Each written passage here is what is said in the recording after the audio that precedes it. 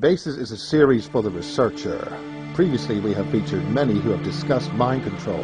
Now we travel to Norway to seek experienced, qualified medical opinion on mind control and other matters with retired Chief Medical Officer from Finland, Rauni Lena Lukanin Kilda. We joined Rauni in her home in Sund in southern Norway. During the interviews and afterwards in London, sections of the interviews were actively deleted or damaged by sources or persons unknown. An ad about my last book, the fifth book, about Our Secret Worlds. And it tells about my experiences in the paranormal, military reports of UFOs, and Finnish positive contacts with humanoids.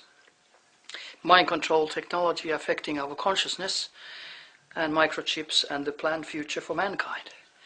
Colonel Alexander was there. There was Edgar Mitchell. He's of course come out with recent statements.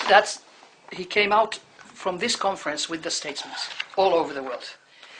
And then there was Richard Doyland, a very known historian. You may have heard about him. He talked about sort of a cultural schizophrenia when it concerns UFO question.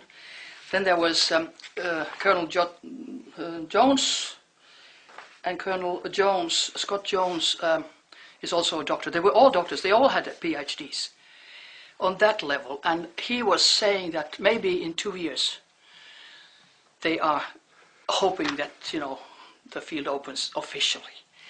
And why? He mentioned... What's the background to that? Well, he was saying that now there's enough evidence, military evidence which they can show, and he was mentioning that Norway could be one of the candidate countries where things come out. We'll see. What's the connection with Norway specifically that they would want to do that? I don't know. He didn't mention that, but I thought Norway is a NATO country, and Norway is very much involved with American military. So that could be that they don't want US to announce it. So who do they come to an ally? Maybe. Yeah. But I have no idea. Do you think there's an ET facility within Norway? I can't say, but I do know that they have a lot of mountains in Norway, and they have military involvements inside the mountains. And we have one of the largest HARP-type transmission systems in Norway. That's right. It's in outside of Tromsø, the biggest HARP type of thing, part of ESCHAT system. What's that exactly? ESCHAT system is the system going from Tromsø, first Svalbard, Tromsø, Kiruna in Sweden has the headquarters of the whole system, and then in Lapland, in Finnish Lapland, in Sodankylä. And, when they blast electromagnetic fields, so it goes through all of Europe. And do you think that's a form of mind control? Oh, it can be used for mind control, of course, like HARP. And that is the danger, because people know nothing about mind control. They don't know that your thoughts can be changed, your attitudes, your feelings. If you love somebody sitting at a computer, even through satellites, can say, okay, let's make it opposite. And you start just detesting the person who you love. You can't be in the same room, you feel uncomfortable. I think this is terrible, because you're making people into biological robots. Yeah. And then these school shootings, we've had 2 times now in Finland. For me, it was totally clear. It's mind control. In the UK, we had Dunblane, and also we had Hungerford in the United Kingdom. It's clear. It's totally clear. They pick out young men who have troubles, maybe psychological troubles, because that's a good camouflage. And then they start beaming a frequency of hate, hate. And all of a sudden, a normal man, young man, becomes just a monster and shoots school children, teachers, whatever.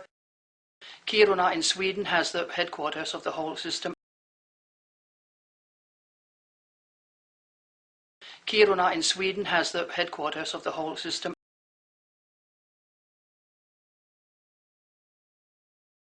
Kiruna in Sweden has the headquarters of the whole system.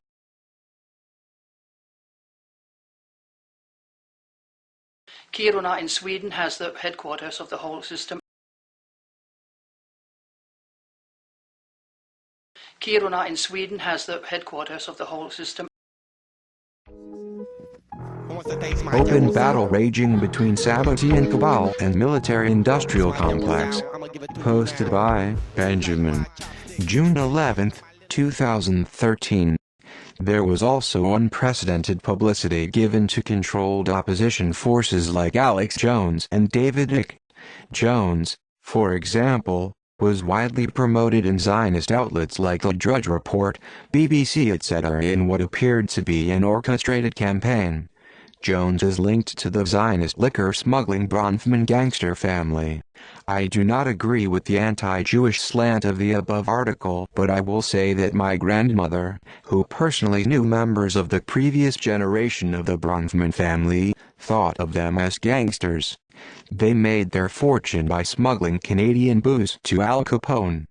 David Icke, for his part, has been linked to the Rockefeller crime family.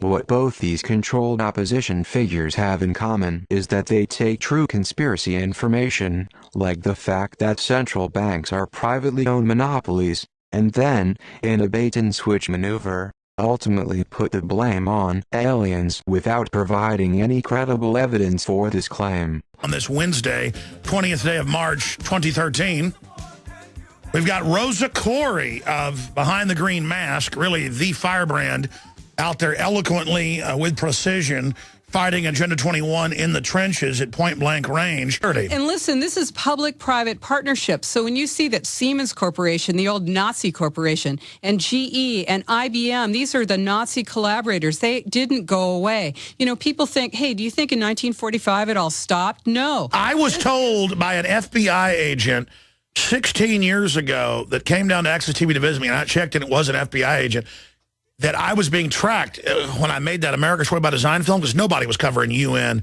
Agenda 21 then. I mean, that's in that film. And I said, who's tracking me? And he said, basically operatives of Siemens. Look into that. Yeah. And it's funny you just said Siemens. Oh, Siemens USA is a huge player. We have a page on our website, Democrats Against UN Agenda 21, on who funds Agenda 21. Siemens is a huge player. They have a tremendous amount of money, $27 billion in just money laying around right now.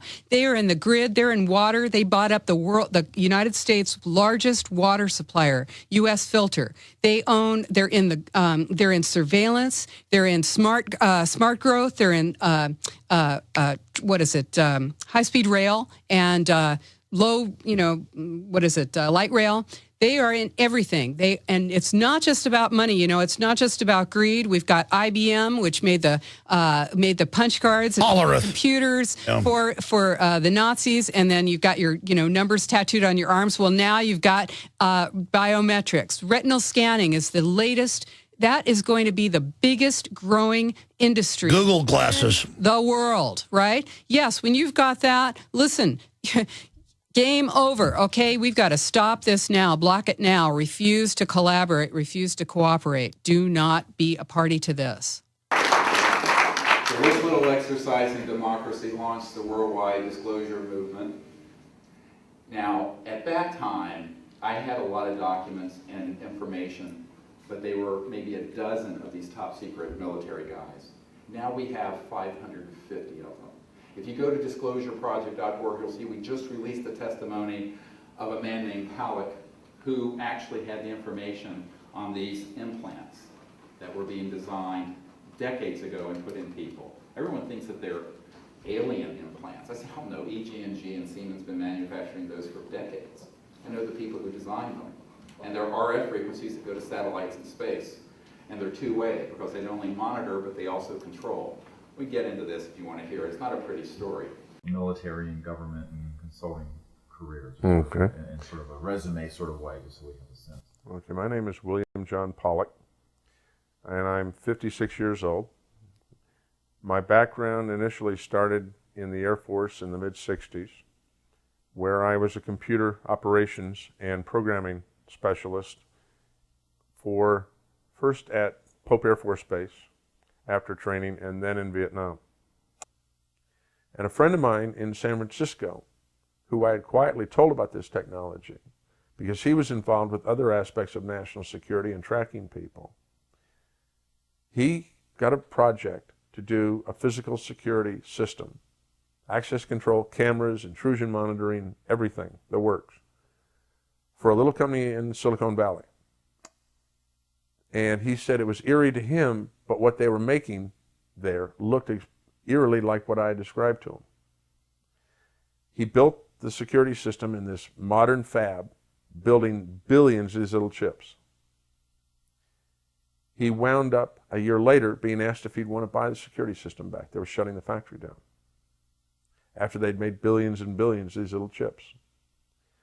And it was a division of a rather major European electronics firm that had the plant. Which one? Siemens. And what concerned me was that they had built these chips, and who knows what happened to them. And they built them in the billions in volume, because they're so small that you can take a 6-inch wafer and make hundreds of thousands of them on a wafer. And they disappeared somewhere. Is that a lady out east had a chip removed from her body in 1999. And they had it blown up on the website. And it was a slight modification of this chip from Denver with some of its enhancements. And it was put in her, she believes, in either 1980 or 1981. And that there are other people that have implanted, such as I mentioned earlier, that we had that lady that had one removed because it was irritating her. And she had her surgeon remove it, and it turned out to be very similar to the technology from 1979 that I had brought to Washington out of Denver. How did she get it? Does she recall? How did she doesn't remember. She doesn't remember. She remembers almost as in an alien abduction scenario. She remembers vaguely some missing time back then. I was told by an FBI agent 16 years ago that came down to Access TV to visit me, and I checked and it was an FBI agent, that I was being tracked. And I said, who's tracking me? And he said, basically operatives of Siemens. Look into that. Yeah. And it's funny you just said Siemens. And they're two-way because they not only monitor, but they also control. We get into this if you want to hear it. It's not a pretty story. Which one? Siemens. And I said, who's tracking me? And he said, basically operatives of Siemens. Look into that. Yeah. And it's funny you just said Siemens. Which one? Siemens. And they're two-way because they not only monitor, but they also control. Okay, let's make it opposite. So go form your societies of pedophiles and scum, because it'll never stop the fact that you're piles of dog crap. James Dillingpole, straight ahead. I'm Alex Jones. And they're two-way because they not only monitor, but they also control. Okay, let's make it opposite. Piles of dog crap. James Dillingpole, straight ahead. I'm Alex Jones. Welcome. Thank you. We have a very exciting interview today, a process. We actually have a panel of 3 experts in the European Union in the subjects of mind control, nano implant technologies, robotization of humans, neurological weapons torture, gang stalking, and this entire allied subject matter. They are Magnus Olsson, Melanie Ritschan, and Dr. Henning Vita of the European Coalition Against Covert Harassment. Welcome. Thank you. Thank you. We're now going to bring on Melanie Ritschan, who is the public relations director of the European Coalition Against Covert Harassment. Welcome, Melanie. Thank you, Alfred, for having invited us to your show. Oh, this has been my pleasure and my education. You really wanted to focus on directed energy and neurological weapons of torture and abuse, and talking about the silent Holocaust. Could you begin to talk about that? Yes. So it was important for me that our viewers understand what actually these victims of these remote influencing technologies are going through, because it's important to understand, I think, that it really is torture. In fact, what we have realized is that most of these victims either underwent surgery and then woke up and realized that they were subjected to some kind of radiation, or had either vaccines or some kind of injections, because right now it's really easy to implant somebody. All you need is a needle, basically. So, I mean, I can, from my experience, but it's very much alike that what other victims report, is that I had indeed in 2008 surgery, and when I woke up from this, very soon afterwards I realized that my body was actually extruding some foreign material, which was rather odd, fibers, seeds, granules of different colors, which was rather worrying. And I saw many doctors. Nobody could help me and explain what was going on. Then what we're doing in the European Parliament to actually, get their attention and to prove this is with ISAAC, the International Center of Against Abuse of Covered Technologies. What we're doing, I don't know if Magnus and Henning explained this before, is that we do radio frequency scans. We offer this free of charge. Any person that thinks that he or she could be victimized with this technology can come to us, and we're scanning these people for radio frequency emissions. We did this last year in London. We had about 40 people that came, and over 50% were positive. And actually the method is that we do a preliminary scan. People that are positive, we then ask them to help us to provide medical imagery in form of an MRI scan, CT scan, or digital panoramic X-ray, whatever it may be, to see if where we found the emission on that specific body point, there's something what we call an unidentified bright object, which is basically an implant, to see if that matches up. And then the third phase, and this is what we just did in Belgium, and where the people actually, the members of the European Parliament were very interested in, because it's some kind of proof that this is happening, is that we tested these people again in a Faraday cage, basically in a controlled environment. And the people that came up positive in our preliminary scan in London did also come up positive in the Faraday cage. So that way we could prove that the emission really came from the body of the person. And we had about 15 victims that we tested. And then we also had a control group. These were people that had generally no symptoms, that were generally associated with electronic terrorism, because it is terrorism to implant a person against their consent and then torture the person with this technology. They didn't have any symptoms, signs or symptoms, and the frequency counter read 0, and there was nothing that could be measured. So I very much insisted on having this control group, because to substantiate the findings. With this result, we went to the European Parliament and we submitted them. We showed the member of Parliament of the European Parliament that we met, showed them these results, and when they saw this, then the decision was taken that we should testify in front of the Libby Committee, which is the Committee for Civil Liberties, Justice and Home Affairs, and that's what we're just doing. We did this last year in London. We had about 40 people that came, and over 50% were positive.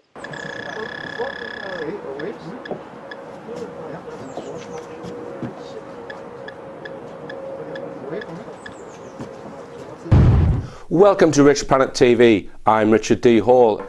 In August last year, 2012, I interviewed UFO researcher John Hanson, and we discussed a very intriguing object which came out of a lady's nose in the 1990s. John still has the object. Today I will be re-screening this interview because earlier this year I met and interviewed the lady whose nose the object came from. That follows in parts 2 and 3 of today's show. I'm joined by Ellie today, who I found out about from John Hanson. John Hanson, the UFO researcher. Now, we've already covered a little bit of Ellie's story. in particular when this thing came out of your nose in the mid-1990s. That's correct.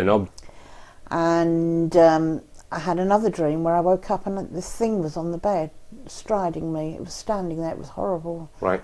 It was like leathery looking. Right. I can't describe it except it had like a horn on its back. So you've had a hysterectomy, but you were still having some issues with that. Okay. And yeah, because I thought it was a kidney infection maybe. Right. Okay. And that's what the doctor treated me for. Right. And it cleared up and went away. Right. But then just after that is when I had a really, really strange dream. My husband and I were going through a difficult time in our marriage, and we were in bed one night, and normal night as far as I'm concerned. But at some point in the night, I woke up and I was in the back garden. Right. Of the house I lived in Southall, and it was cold. It was sort of probably sub-zero temperatures that particular night, and I was standing looking in the garden at something up in the sky, which just was hovering. It was huge. It must have been the size of a football pitch, if not bigger, and it blanked out the sky. Can you remember the shape of this object? It was triangular. Right. Okay. Yeah, it was definitely triangular, because I was at the back end of the pointed bit of this triangular shape was out of sight. It was that big. Right. Okay. And like I said, there was no stars. And once I realised what I was looking at, I woke up and I was back in bed, but I was freezing cold. Right. Okay. And I'm trying to wake my husband. Right. And I couldn't wake him up. You couldn't wake him up. Okay. Couldn't wake him up at all. So, what happened then? Were you in night dress then? I mean, I was in bed. I woke up sitting up in bed. You woke up, so you'd had this dream. So tell us. So take it from there then. My mum said, "I think you ought to go to the doctors." Well, when the doctor saw me the following day, obviously the condition had got worse. Right. And she said to me, "You have got second-degree burns there. Have you dropped anything in your lap, like a hot cup of tea? You know, anything at all?" And I said no. And she said, "Well, have you done any, the usual questions, have you changed all your soaps, have you, are you using different body wash and whatnot?" No. I said, "The only thing that I've done different was put something in the washing machine to make the water softer." Right. So she took that away and they tested that and they said it wouldn't have caused the problems that I'd got. And she said it was probably no more harmful than sitting in a Radox bath, Right. But had tests done, it wasn't that caused the problem. But I literally had raw skin that went from my private parts down to almost the knees on the insides of my legs. Okay. And she gave me some medication for it. And it cleared up miraculously. She said, "I want to see you in a week's time." But I went back 2 days later. You wouldn't have thought there was anything wrong with me. Right, okay. Second-degree burns, healing in a matter of hours. Right. And coming back from that holiday is when the problem started, where I had people interfering with my mail. I had telephone lines down, my internet, which I was getting used to, and I was getting very frustrated because it was getting cut off. Right. And strange people outside schools, which I've later found out, one of which was, the vehicle was actually registered to the Ministry of Defence. So one of these vehicles was, I don't know managed why. to get it was traced to being MOD intelligence. And that was in the road, that was halfway up the road of the where I worked at the school. Right. Right. So do you put that surveillance down to the fact that your husband was causing a problem at Menwith Hill, or do you put it down to something else? I think it was the amount of letters I was getting to the UFO Postman Network at my home address. Okay.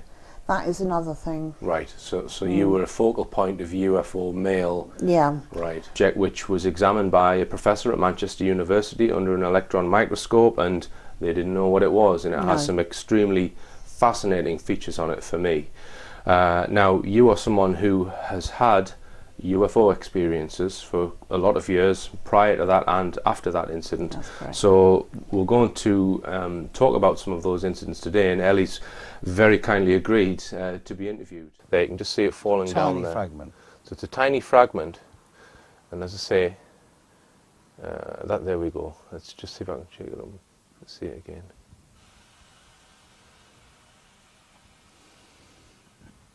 People that are positive, we then ask them to help us to provide medical imagery in form of an MRI scan, CT scan, or digital panoramic X-ray, whatever it may be, to see if where we found the emission on that specific body point, there's something what we call an unidentified bright object, which is basically an implant. Now, I'm not saying that no one has had an encounter where they weren't startled or frightened, but they certainly haven't been harmed. And the things that are interesting, if you look at the abduction research industry, which is a very big industry, they're funding, the men that I know, or the ones that you know as household names, were getting their funding from the Bank of Liechtenstein, the Liechtenstein family, which were the primary funders of the Third Reich, as you know, much more so than the Swiss, or even Ford or Watson at IBM or any of those guys. And so there's this sort of interesting international collective of I call them transnational fascists, that very much want to grow in the post-World War II era. They wanted to grow a new kind of war. And what they couldn't do overtly with the Third Reich, they've done covertly. But the psychological warfare value of this is to put out a lot of frightening information to people. Welcome, Barry Trower, to White TV. Thank you. It's a very big honor for us that you take your time and give us an interview. Yes, I started in 1960. I studied microwave, all aspects of microwave warfare with the military.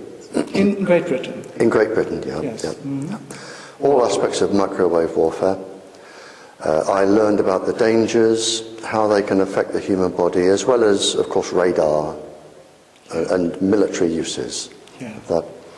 And a small part of my work after, for 11 years, was because microwaves during the Cold War were used, as they are today, as stealth weapons. They are perfect weapons, because people do not know they are being targeted. And any government can and has targeted individuals, groups of people, streets, whole streets of people. You can target people with low level over 18 months, 2.5 years, and you can cause serious neurological damage, serious physical damage, and of course cancers. And change the mind. Easily change the mind. You can also affect the glands in the body and change the hormone levels that will then change the behavior. So I did this for 11 years. I mean, I knew then about 30 pulse frequencies. Now they have a list of about 600. It can be done. It is. For example, Mikhailo Mikhailovich, he was convicted killing the Swedish Foreign Minister Anna Lindh in 2003. Yep. And he said, I had so strong voices in my head. They gave the order to kill her. Yep. And that was for me a clear evidence that he was mind controlled, that he is innocent. He was just a tool. Yep, but of course you can't prove it. And the government will say you're mad, lock him away. Yeah. Governments do no longer govern. They do not represent the people. They represent industry.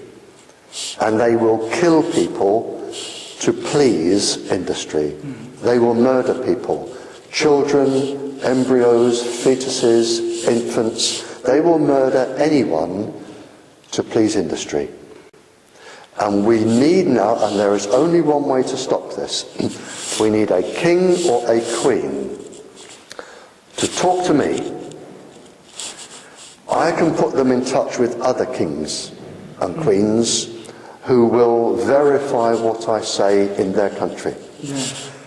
And hopefully we need a king or a queen that will call the press, the best of the best of the investigative reporters and say, publish this, hound these people, get to the truth, and I want everything in the papers until you stop the murders, you stop the genetically damaged children. That is the only way, and if they don't do it, we are going to lose our countries, and we are going to lose our people, we are going to lose the human race. Thank you very much. We are very grateful. My pleasure. And if you can show that to your Queen, I'll be grateful. Yeah, but in Sweden we will show it to the King. Yeah, to the King. Yes, yes. And we have a very good King in Sweden. And if like our royal family, there are armies of people to stop people like me getting access, if you know an investigative reporter who is fearless and can tell the truth and can publish it, get it published word for word. I will do my best. Thank you very much. much. My pleasure, sir. My pleasure. Yes, and we have a very good King in Sweden. And what they couldn't do overtly with the Third Reich, they've done covertly. Yes, and we have a very good King in Sweden. So when you see that Siemens Corporation, the old Nazi corporation, and GE and IBM, these are the Nazi collaborators, they didn't go away. Yes, and we have a very good King in Sweden. And what they couldn't do overtly with the Third Reich, they've done covertly. Yes, and we have a very good King in Sweden. How do you grow the trillion-dollar military-industrial complex that Eisenhower warned about into a $2 or $3 trillion program? You got to have a bigger enemy out there. Von Braun's purpose in life during the last years of his life, his dying years, was to educate the public and decision makers about space-based weapons. First, the Russians were the enemy against whom we're going to build space-based weapons. Then terrorists would be identified, and that was soon to follow. In 1977, I was at a meeting in Fairchild Industries, and in that room were a lot of charts on the walls with enemies, identified enemies, names that people had never heard of, names like Saddam Hussein and Gaddafi. But we were talking then about terrorists, the potential terrorists. No one had ever talked about this before. And they continued the conversation about how they were going to antagonize these enemies, and that at some point there was going to be a war in the Gulf. According to these theorists, after the military-industrial complex had its war against terrorism, the next enemy that Dr. von Braun identified on Earth would be third world country fanatics. But with no more enemies left, the people would soon be taught to look to space. The next enemy was asteroids. Now at this point, he kind of chuckled the first time he said it. Asteroids, against asteroids, we're going to build space-based weapons. So it was funny then. And the funniest one of all was against what he called aliens, extraterrestrials. That would be the final card. And over and over and over, during the 4 years that I knew him and was giving his speeches for him, he would bring up that last card, and remember, Carol, all of it is a lie. He didn't mention a timeline, but he said that it was going to be speeding up faster than anybody could possibly imagine. That the effort to put weapons in space was not only based on a lie, but would accelerate past the point of people even understanding it until it was already up there and too late. 99% of all the information out in the public on this subject is well-crafted disinformation designed to scare people to support the next phase in global warfare. And this kind of corruption is why the only things that are being made on this subject are things that redound to paranoia and fear in the military-industrial complex. I occasionally think how quickly our differences worldwide would vanish if we were facing an alien threat from outside this world. If we were facing an alien threat from outside this world. I call them transnational fascists that very much want to grow in the post-World War II era. They wanted to grow a new kind of war. And what they couldn't do overtly with the Third Reich, they've done covertly.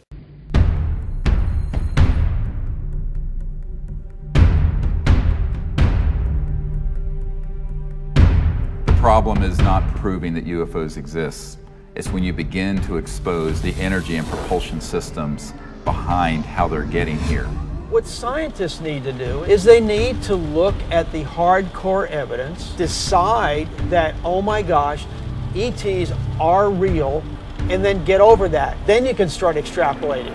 These sciences have been around for decades. They have been ruthlessly kept secret because of the power of a centralized petrodollar oil, gas, coal system. And right now, these misanthropic sociopaths are running the planet into the ground.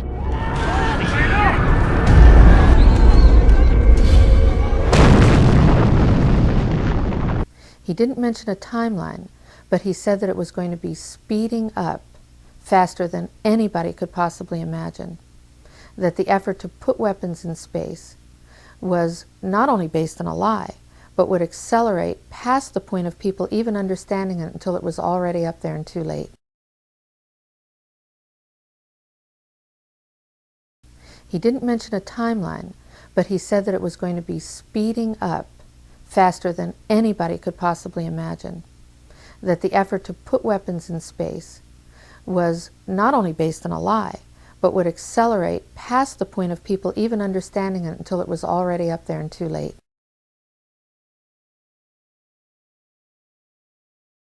He didn't mention a timeline, but he said that it was going to be speeding up faster than anybody could possibly imagine. That the effort to put weapons in space was not only based on a lie, but would accelerate past the point of people even understanding it until it was already up there and too late.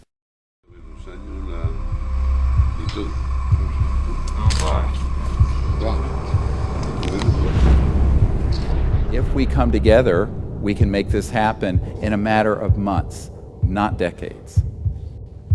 For this is the destiny of humanity.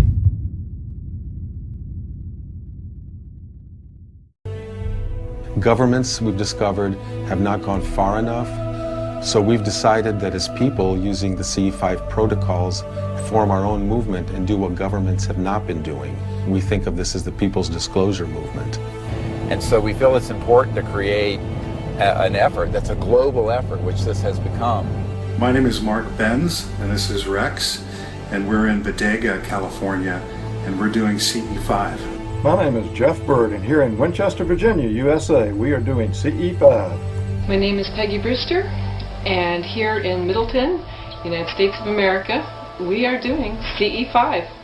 We have 1,150 teams of CE5 ambassadors, which are spread over 52 countries. My name is Andre, and here in Sweden, we are doing CE5. Und wir machen zusammen CE5 in Deutschland. Here in Burlington, Ontario. Brisbane, Australia. From Chester, Virginia. In Hamilton, Ohio. We are doing the CE5. Konnichiwa. Moje ime Daniel. Daniel tu na Slovensku. Es Leo Ortiz. And here in Vancouver, British Columbia. In CE5. The CE5 context imasu. CE5. CE5. CE5. We're doing CE5. And my name is Andre, and here in Sweden, we are doing CE5. My name is Andre, and here in Sweden, we are doing CE5. My name is Andre, and here in Sweden, we are doing CE5.